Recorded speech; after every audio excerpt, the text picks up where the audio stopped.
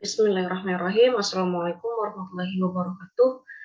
Berikut untuk pertemuan ketiga ya, untuk garis dan bidang di ruang dimensi 3. Mungkin adik-adik sudah pernah dengar sebelumnya atau sudah memahami ya, beda dimensi 2 dan dimensi 3 pada geometri.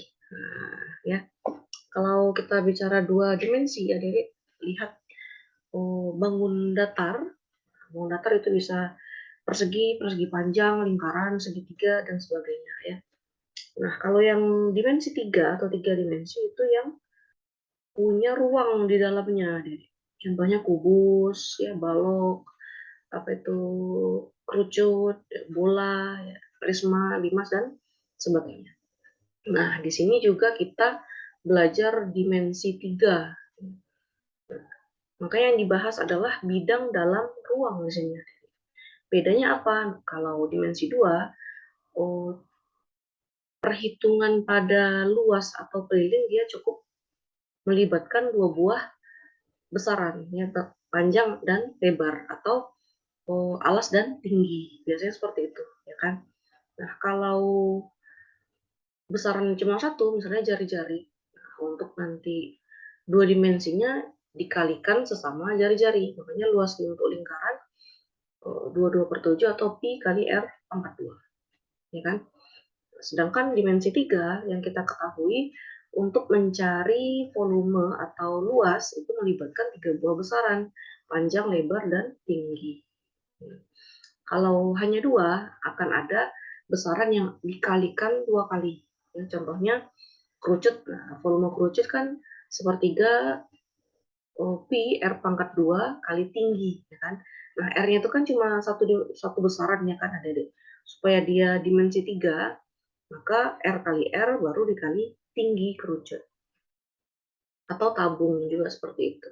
Bedanya apa? Kalau kerucut dia ada kali sepertiga, kalau tabung dia tidak ada perkalian sepertiga.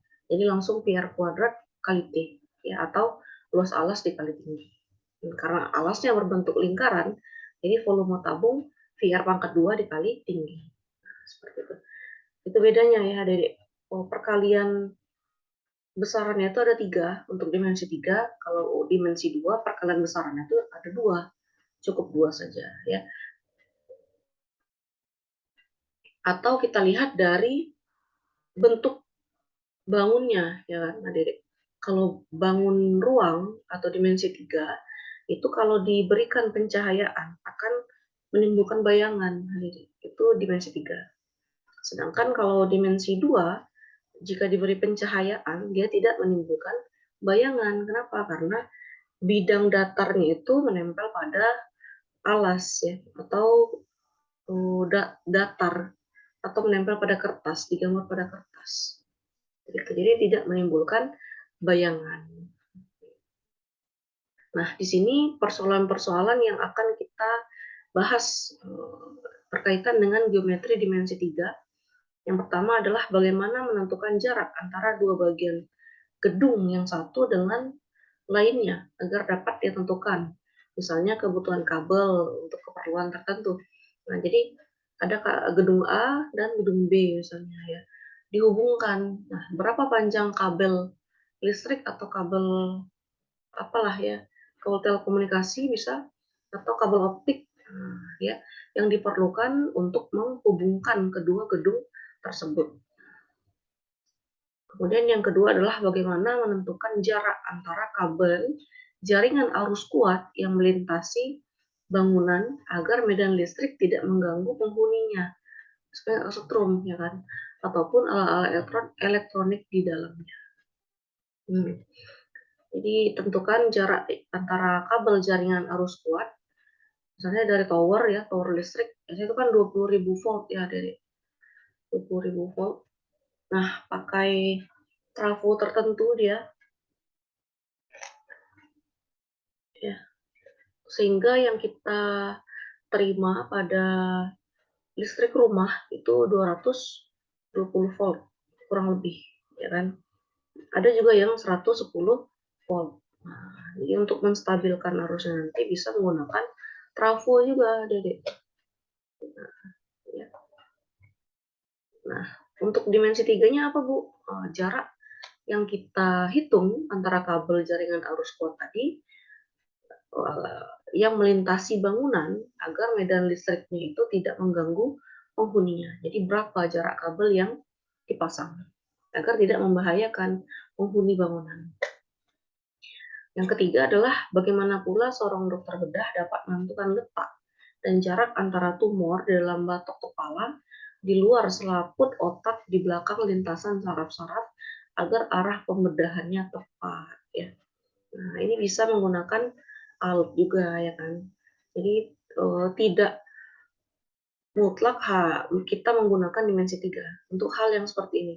Karena ini alatnya kan ada ya dari kalau perhitungan kayaknya kurang ya. Untuk menghitung yang seperti ini agaknya kurang. Tapi untuk contoh nomor 1 dan nomor 2 itu untuk perhitungan matematisnya dapat dilakukan. Seperti itu.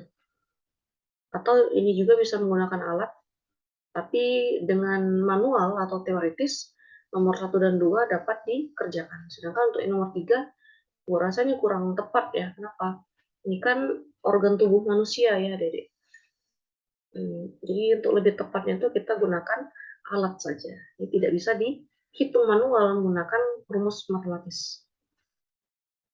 Nah, untuk menjawab pertanyaan di atas, perlu dipahami pengertian dan cara menentukan jarak antara dua benda. Jika membicarakan jarak, kita sering dihadapkan pada dua benda. Nah, maka untuk ya kan untuk menghitung jarak itu kan masih dua benda ya, karena tidak jarak cukup satu benda aja. Tidak mungkin, gimana kita ngitung jaraknya? Sedangkan diameter lingkaran saja itu antara sisi lingkaran paling luar dengan sisi lingkaran paling luar sebelah kanan, ya kiri dan kanan, atau atas dan bawah, yang melewati titik tengah lingkaran tersebut. Itu kan jarak antara dua buah benda ya, titik A dan titik B. Bendanya itu titik A dan titik B. Atau jari-jari dari titik pusat lingkaran titik O ke titik di tepi lingkaran tersebut. Titik A boleh atau titik B, sehingga jari-jari lingkaran tersebut jadi OA atau OB, kan gitu.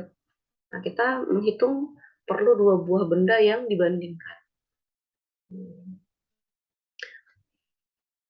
Untuk itulah pembahasan jarak dalam ruang dilakukan idealisasi dan penyederhanaan ya agar sifat-sifat umumnya mudah dipahami.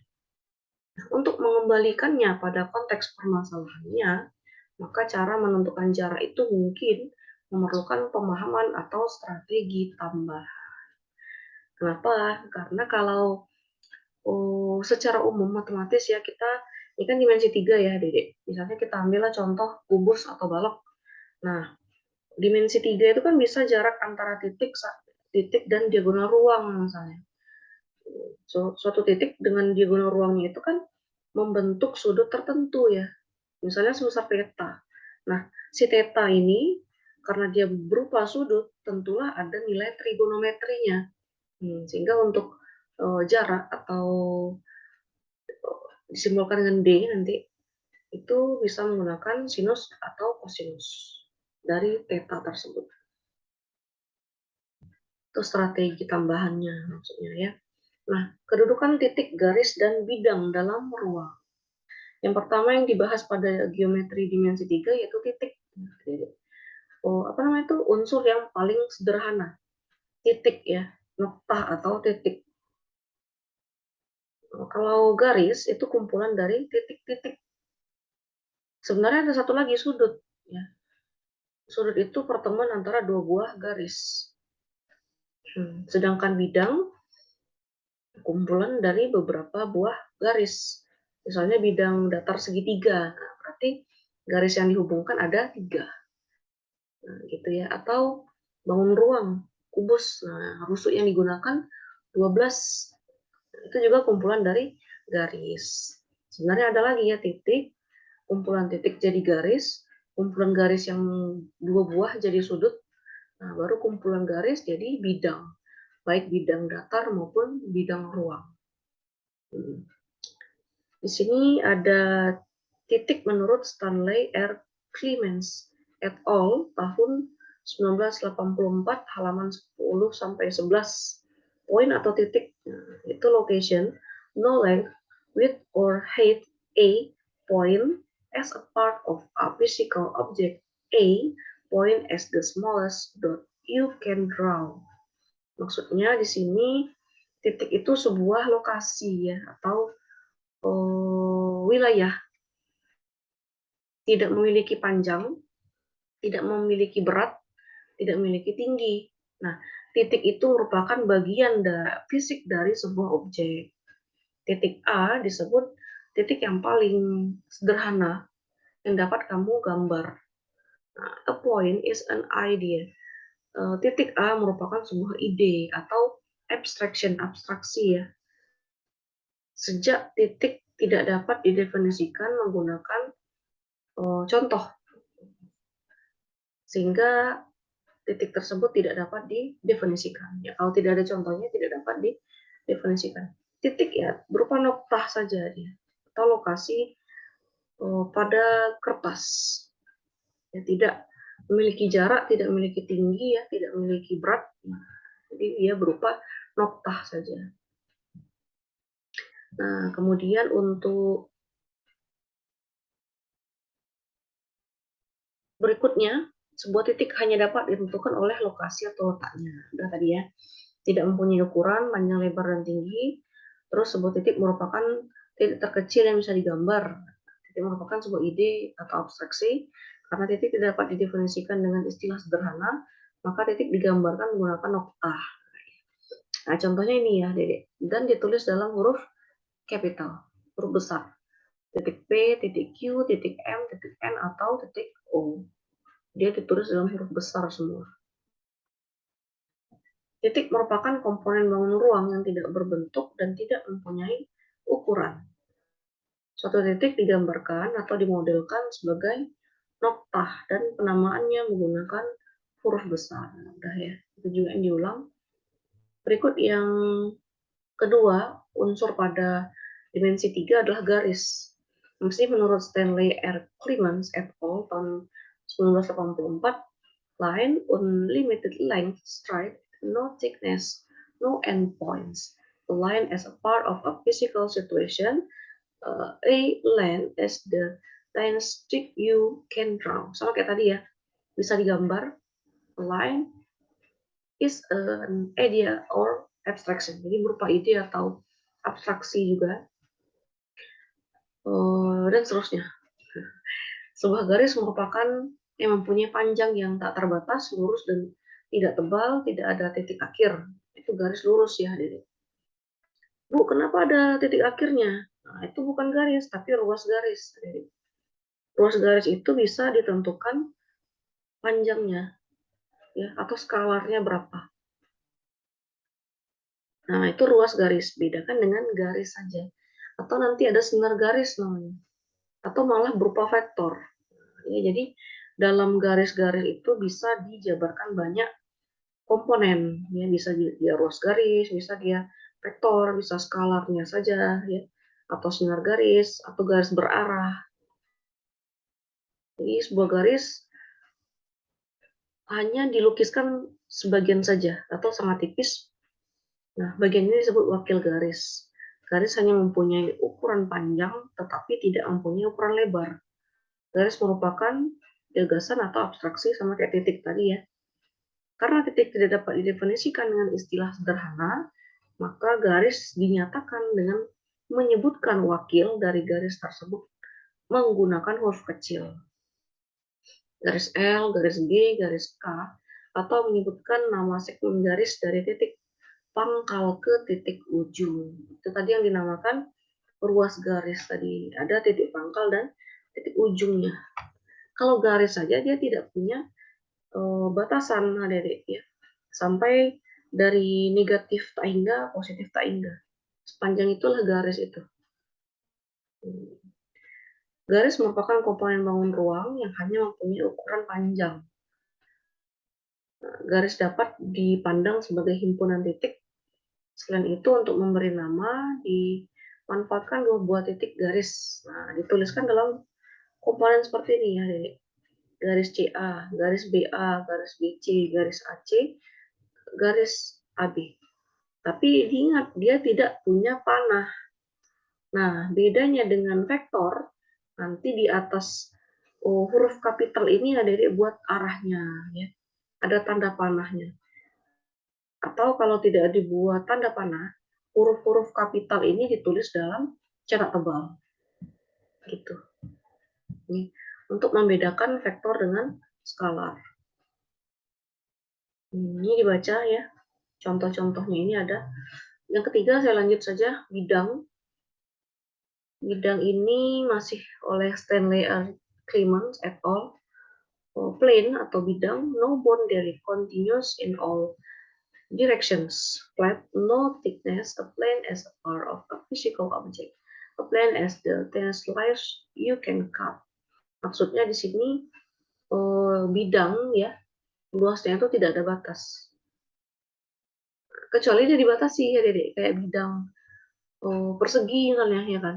Itu kan panjangnya kan diketahui, sisi atau rusuknya kan diketahui. Sedangkan untuk bidang yang secara umum, dia diperluas seluas-luasnya, tidak ada batas tadi ya. No boundary, tidak ada batas. Terus ke segala arah, terus datar, ya, flat, datar, tidak tebal, not thickness. Pada umumnya, sebuah bidang hanya dilukiskan sebagian saja. Ya, disebut dengan wakil bidang. Ya, itu contohnya yang tadi, persegi misalnya, atau apa namanya, persegi panjang ya, atau lingkaran atau segitiga, itu wakil bidang namanya. Dia mempunyai ukuran panjang dan lebar. Atau jajar genjang misalnya ya. Dan dia ditulis dalam huruf kapital, huruf besar. Kemudian pada bidang tersebut punya sudut adik-adik. Nah, sudutnya itu bisa disimbolkan dengan alfa, beta, gamma, atau theta ya. Di fisika juga ada itu. Sudut pada umumnya ditulis dalam notasi theta atau alfa. Nah, antara dua itulah. Kalau beta dan gamma ini dipakai juga, cuma kalau sudutnya itu lebih dari satu. Jadi membedakan sudut satu dengan sudut dua ditulislah alfa dan beta. Atau theta 1 dan theta 2.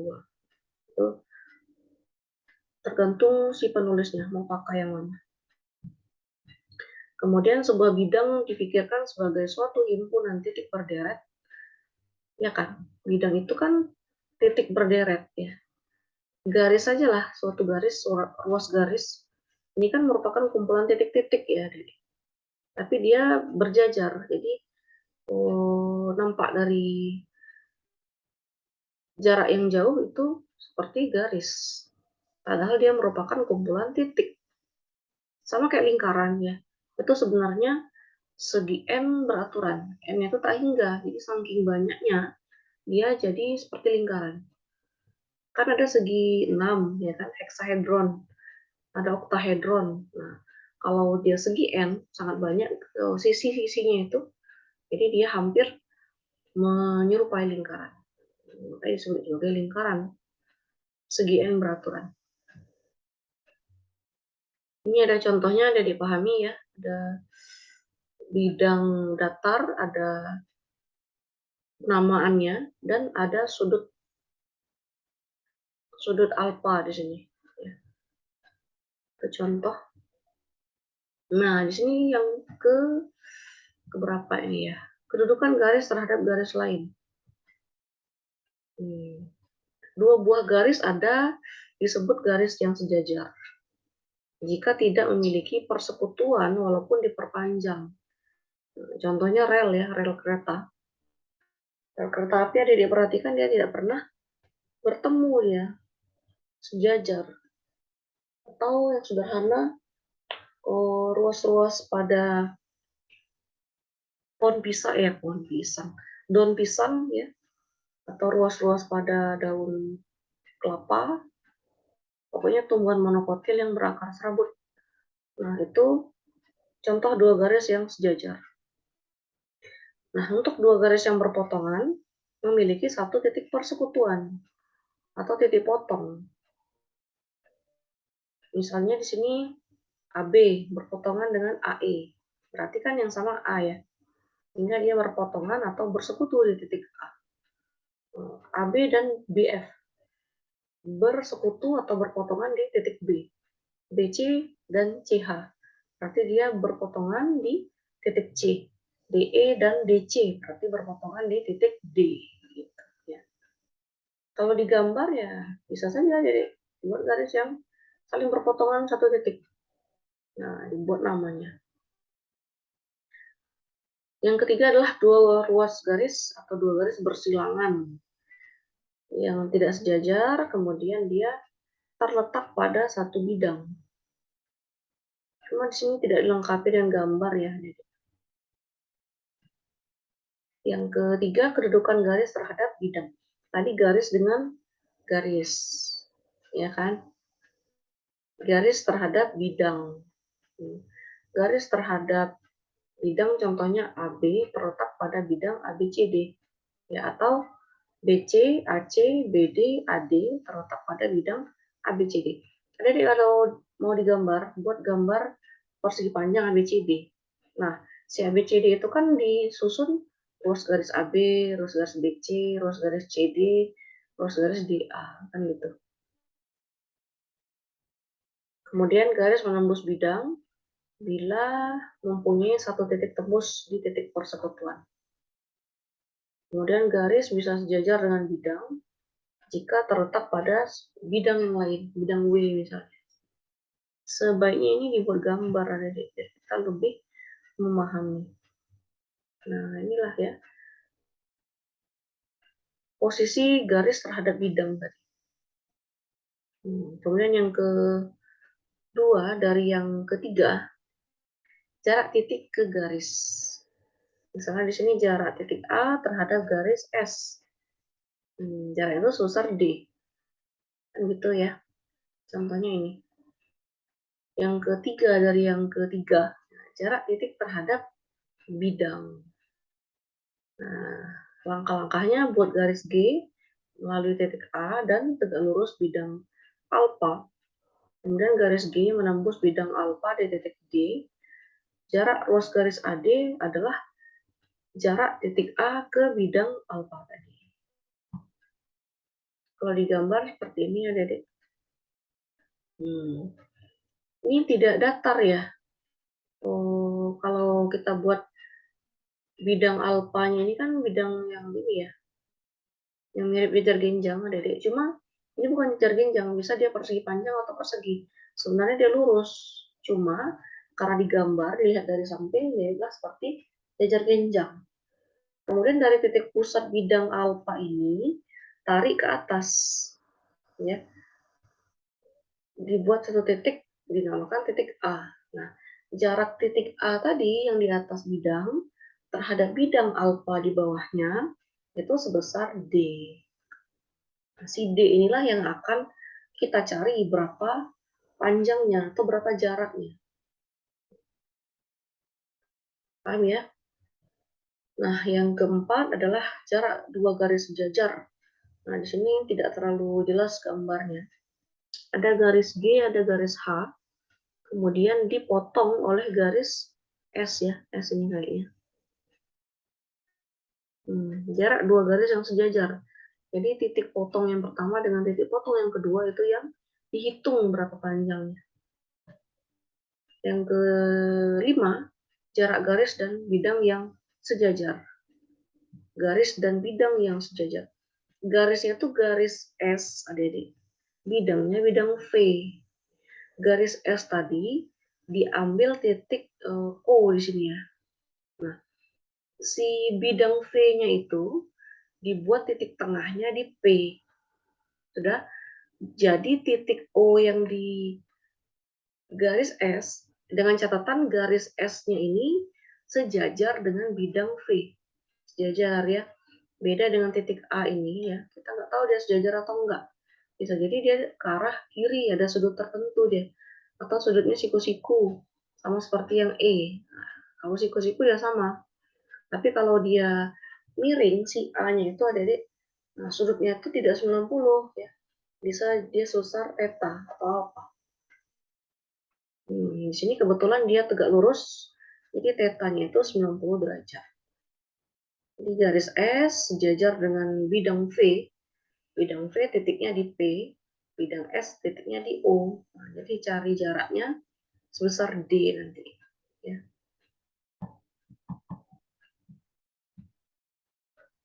Yang keenam, jarak dua bidang yang sejajar.